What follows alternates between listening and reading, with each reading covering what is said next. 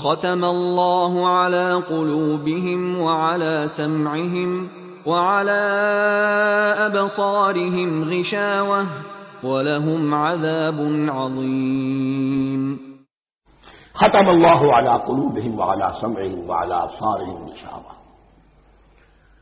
ان کے دلوں پر اللہ نے مہر کر دی ہے۔ کیوں کر دی ہے؟ یہ ابتداءً مہر نہیں ہوئی، جب حق کو پہچان کر انہوں نے رد کر دیا، اس کی پاداش میں، اس کی سزا کے طور پر۔ ختم اللہ علی قلوبہم، اللہ نے ان کے دلوں پر مہر کر دی ہے، وعلی سمعہم، اور ان کی سماعت پر بھی، وعلی ابصارہم غشاوہ، اور ان کی آنکھوں کے سامنے پردہ پڑ چکا ہے۔ یہ مضمون سورہ یاسین کے شروع میں پھر آئے گا بہت شر و بست کے ساتھ۔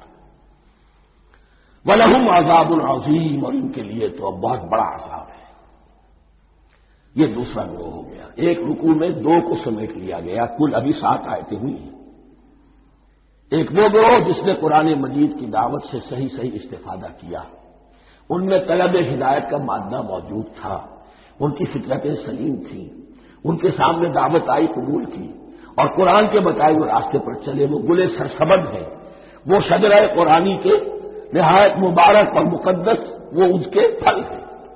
ایک گروہ وہ ہے جس نے حق کو پہچانا لیکن اس کو رد کر دیا اپنے تعصب یا ہمدردی کی وجہ سے۔ ان کا ذکر آ گیا بہت اختصار کے ساتھ، اس لیے کہ ان کا ذکر آپ کو بہت تفصیل سے مکی صورتوں میں ملے گا۔